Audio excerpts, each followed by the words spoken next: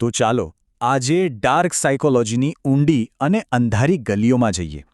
આપણે એવા 14 નિયમોની વાત કરવાના છીએ જે એક વાયરલ વિડીયોમાંથી લેવામાં આવ્યા છે. આ નિયમો મનોવૈજ્ઞાનિક દાવપેચ અને મેનિપ્યુલેશનની દુનિયા બતાવે છે. તૈયાર છો? આ સફરની શરૂઆત જ એકદમ ચોંકાવનારા વાક્યથી થાય છે. આ કોઈ મોટિવેશનલ સ્પીચ નથી. આ એક બળવો છે સિસ્ટમ સામે, સારા બનવાના નિયમો સામે. આ વાક્ય જ આપણને તૈયાર કરી દે છે કે આગળ જે આવવાનું છે એ સામાન્ય નથી. તો આ બધાની પાછળનો મુખ્ય વિચાર શું છે? એવું કહેવાય છે કે જે સારા અને નૈતિક રસ્તાઓ આપણને શીખવવામાં આવે છે એ આપણને નોકર કે ગુલામ બનાવે છે. પણ જે લોકો માલિક બનવા માગે છે એમણે એકદમ ઊંધો રસ્તો અપનાવવો પડે છે. એટલે કે વિપરીત ક્રિયાઓ કરવી પડે છે. આ છે આજનો આપણો એજન્ડા. આપણે આ 14 નિયમોને 5 અલગ અલગ ભાગમાં સમજીશું. માલિકની માનસિકતાથી શરૂ કરીને અજય બનવા સુધીની સફર કરીશું. ચાલો પહેલા વિભાગથી શરૂ કરીએ. આ ભાગ એ સમજાવે છે કે આ ખતરનાક રમત રમવા માટે મગજને કેવી રીતે તૈયાર કરવું પડે છે, માનસિક પાયા કેવી રીતે નાખવા. પહેલો નિયમ છે તેમને ભૂખ્યા રાખો. જો સામાન્ય રીતે આપણે શું માનીએ છીએ કે કોઈના વખાણ કરો તો એ વધારે સારું કામ કરે. પણ આ નિયમ બિલકુલ ઊંધું કહે છે. એ કહે છે કે વખાણ કરવાનું બંધ કરી દો, જેથી સામેવાળી વ્યક્તિ તમારી પાસેથી સારા શબ્દો સાંભળવા માટે તડપે અને વધુને વધુ મહેનત કરે. અને આની પાછળનું મનોવિજ્ઞાન ખૂબ જ સરળ છે.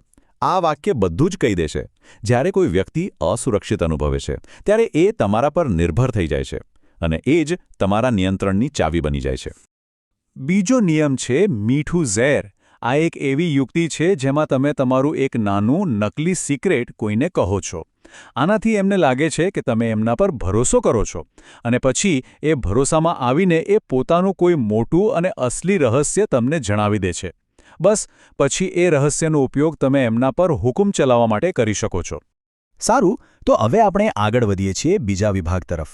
અહીં આપણે એવી યુક્તિઓ વિશે વાત કરીશું જેનો ઉપયોગ સીધો કોઈના મગજ સાથે રમવા માટે થાય છે. ત્રીજો નિયમ છે પહેલા સમસ્યા ઊભી કરો પછી એનો ઉકેલ વેચો. આના 3 સ્ટેપ્સ છે. પહેલું, કોઈના મનમાં ડર કે શંકા નાખો. બીજું, એ ડરને વધવા દો, એને મોટો થવા દો. અને છેલ્લે, જ્યારે વ્યક્તિ એકદમ ગભરાઈ જાય ત્યારે તમે જ એ સમસ્યાના ઉકેલ સાથે મસીહા બનીને એની સામે જાઓ. પાંચમો નિયમ છે ગેસ લાઇટિંગ. આ એક બહુ જ ખતરનાક માનસિક રમત છે. આમાં સામેવાળી વ્યક્તિને એવો વિશ્વાસ અપાવવામાં આવે છે કે એની યાદશક્તિ જ ખરાબ છે અથવા એ પાગલ છે. જેમ કે વારંવાર એવું કહેવું, અરે મેં તો આવું ક્યારેય કહ્યું જ નથી, તને ખોટું યાદ રહી ગયું લાગે છે. ધીમે ધીમે એ વ્યક્તિ પોતાની જાત પર જ શંકા કરવા લાગે છે.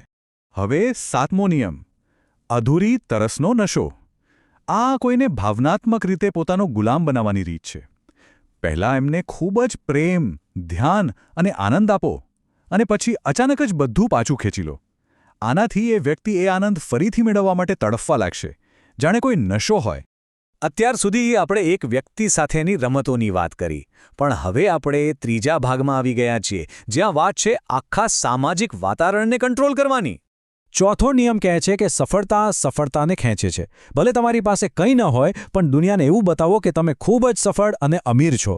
આ સફળતાનો દેખાવ જ તમારી પાસે સાચી તકો અને પૈસા ખેંચી લાવશે. છઠ્ઠો નિયમ એ શીખવે છે કે કોઈને એના સપોર્ટ સિસ્ટમથી કેવી રીતે તોડી શકાય. ધીમે ધીમે એના મિત્રો વિશે એના કાન ભરો, એના પરિવારની બુરાઈ કરો અને અંતે એને એવું અનુભવ કરાવો કે આ દુનિયામાં તમારા સિવાય એનું કોઈ નથી. 8મો નિયમ છે માહિતીની રમત પર. એટલે કે બીજાઓ વિશે બધું જ જાણી લો પણ પોતાના વિશે કોઈને કંઈ જ ખબર પડવા ન દો. જ્યારે તમે એક રહસ્યમય વ્યક્તિ બનો છો ત્યારે લોકો તમારાથી ડરે છે અને તમારો આદર પણ કરે છે. ચાલો હવે ચોથા વિભાગમાં જઈએ. અહીં એવી એડવાન્સ યુક્તિઓની વાત છે જે એવી મનોવૈજ્ઞાનિક સાંકળો બનાવે છે જેમાંથી છૂટવું લગભગ અશક્ય છે. 9મો નિયમ થોડો જટિલ છે. આમાં તમે જે ગુસ્સો કે નફરત અનુભવી રહ્યા છો એ તમે જાતે વ્યક્ત નથી કરતા. એના બદલે તમે સામેવાળી વ્યક્તિને એટલી ઉશ્કેરો છો કે એ ગુસ્સે થઈ જાય, એટલે દુનિયાની નજરમાં એ ખરાબ દેખાય અને તમે એકદમ નિર્દોષ પીડિત. 12મો નિયમ છે પસંદગીનો ભ્રમ ઊભો કરવાનો. જો તમે પૂછો શું તમે મને મદદ કરશો તો જવાબ ના પણ હોઈ શકે છે. પણ જો તમે પૂછો તમે મને મંગળવારે મદદ કરશો કે શુક્રવારે, તો સામેવાળાના મગજમાં નાનો વિકલ્પ જ નથી આવતો. એ બેમાંથી એક દિવસ પસંદ કરે છે એટલે કે જવાબ તો હા જ છે. 11મો નિયમ છે ઉપકારની ઝાડ. કોઈના પર એટલો મોટો ઉપકાર કરો કે એ તમારા ઋણ નીચે દબાઈ જાય. પછી ભવિષ્યમાં જ્યારે પણ તમને જરૂર પડે ત્યારે એ ઋણના બોજને કારણે એ તમને ના નહીં કહી શકે. અને હવે આપણે આવી ગયા છીએ અંતિમ અને સૌથી શક્તિશાળી નિયમો પર.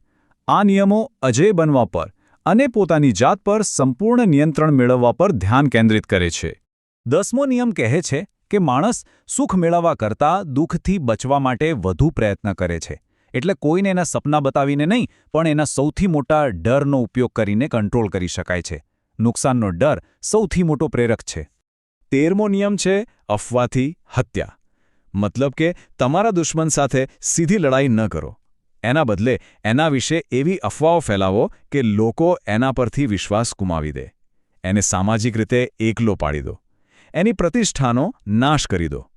અને આ છે 14મો અને અંતિમ નિયમ.